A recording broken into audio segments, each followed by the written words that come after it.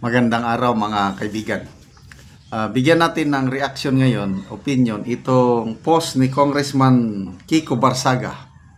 Dinner at Jollibee Dasma, DBB branch. Wala, sinare lang niya yung mga picture niya habang kumakain ng pansit palabok ko. My favorite also. Astang congressman ba yan? Kaya talagang sabi nila may sira sa ulo, kongresista, honorable, tapos kumakain lang ng palabok. Parang ordinaryong mamamayan lang siya.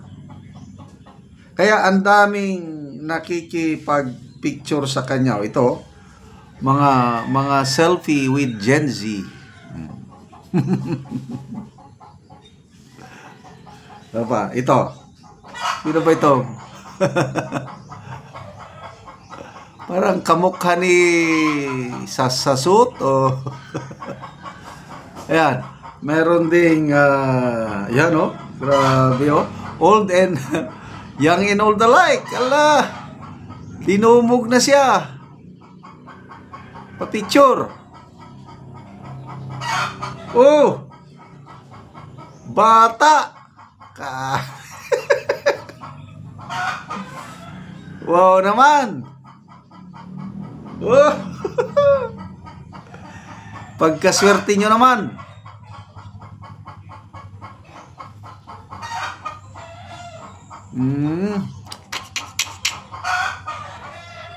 Yan ba yung sinasabi nila na may sira sa ulo?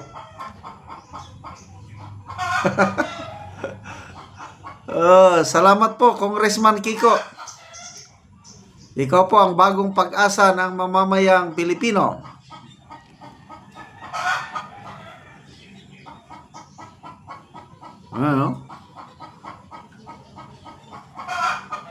Alagang kahit sino na lang, basta gustong makipagpa-picture sa kanya, pinagbibigyan. Yun ba? Makarelate ang ordinaryong Pilipino sa kanya eh. Yan, ito yung hindi magawa ng mga kongresista, yung makihalubilo sa taong bayan.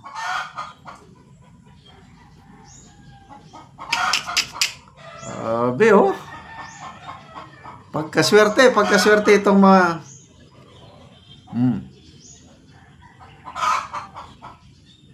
Sige, tanggalin nyo siya sa kamera.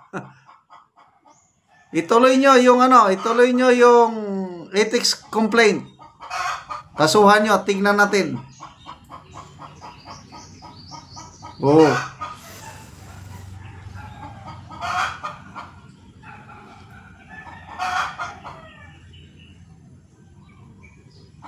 Nagpiesta.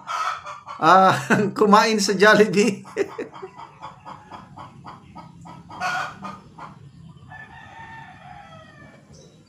So, ang dami pa nito. Speaking of pa-picture, ang isang gustong-gusto kong makapa-picture sana, yung si late President Marcos Sr. Ang laking tulong niya sa aming mag-asawa, yung utang na loob namin dahil hindi kami makapag-aral sa kolehiyo dahil sa kapobrehon. Nang dahil sa State College na ipinatayo ni Marcos Senior sa aming probinsya, kaya nakapag-aral kami ng kolehiyo at ngayon naabot namin itong estado namin sa buhay na nagtagumpay. Malaking utang na loob ko kay President Marcos Senior. I consider, kaming mag-asawa, we consider ourselves Marcos loyalist. Doon sa senior, sa junior, wala na.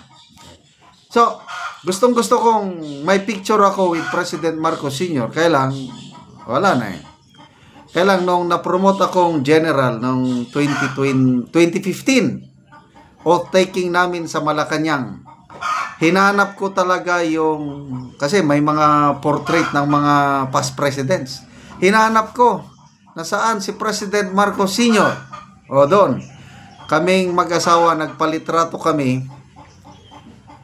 Nasa background namin yung portrait ni President Marcos and I was so happy. Then, nung kampanyahan na ng 2022. Nandyan pa si BBM. Bilib na bilib ako noon una dahil ang galing niyang magsalita eh. Ayan. Gustong gusto ko rin makipagpa-picture sa kanya or makamayan lang. Kaya lang nung kampanyahan, sa dami ng tao, hindi ako kalapit, wala akong picture. Ngayon, nawala na yung desire ko na makipagpa-picture sa Marcos Junior. Huwag na lang. Kahit hindi ko makita, okay lang. Ito ngayon, Congressman Barsaga. Nako, pag magkataon, talagang I will make it a way na makaselfie man lang sa kanya kasi nakakatuwa yung makarelate, makasuporta, makaano yung kanyang ipinaglalaban. Ito, siya na po, yung mga nababasa kong comments, siya na po ang bagong General Aguinaldo. Diba? Isa sa mga bayani natin, si General Aguinaldo. Lumaban sa mga Kastila, lumaban sa mga Amerikano. Taga Kawit, Cavite. So ito ngayon, taga Dasmariñas, Cavite. Isang batang kongresista na walang kinakatakutan. Romualdez ka dyan. Wala, baliwala. Marcos Junior, wala siyang takot. Handa siyang magbuwis ng buhay. Believe ako yung sabi niya na I have counted the cost of fighting against corruption in this administration. Parang sundalo ako na I do not expect to go home unscathed. Kung mamamatay man ako, handa akong magbuwis ng buhay. Gagawin ko. Kaya yung post niya kagabi, sabi niya, kahit mag-isa, ipaglaban natin ang tama. Correct. Sino ang nag-iisang kongresista na lumalaban sa kay Romualdez? Oh, of course, nandyan din si Congressman Toby Chanco, Congressman Albi Benitez. Yan, lumalaban yan. Kaya lang hindi sila katulad ni Congressman Barsaga na heads on. Wala nang pigil-pigil sa Kaya nag-iisa siya talagang boses ng mamamayang Pilipino sa Kongreso. Ipinaglalaban niya tayo, kaya dapat suportahan natin ang ating bagong bayani, Congressman Kiko Barsaga. Okay, salamat mga kaibigan sa inyong pagsubaybay sa ating channel. Nakakatulong kayo ng malaki sa tribong Talanding ng Bukidnon dahil ang income natin sa channel na ito is pantulong natin sa tribo. Nagpapatanim tayo ngayon, nagbibigay tayo ng livelihood assistance, nagpapatanim ng saging lakatan at Arabica coffee. Panoorin niyo ang video na ito. Ako sa area sa kapihan ni Enrico Hagingan. So anak ni siya ni Angkol, so karon ako silang bisitahon. Og maayong buntag di ante. Buntag. So mag-abono. So gitabunan human sa pag-abono. So muna ning itsura sa kape nga isa na siya kabulan. Pusuy naman ako. So naanay kuan niya, naanay mga sanga-sanga. Humuna niya ang itsura niya oh. Ay mo labi. Man sa pag-abono tarong ang gyud og kanang tabon para nga mas dali mo suyop ang kape.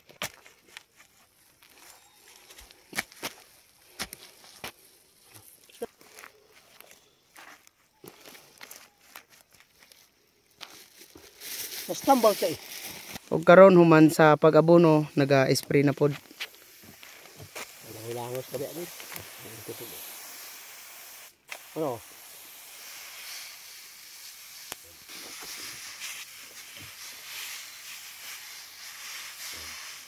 Ano si sirup?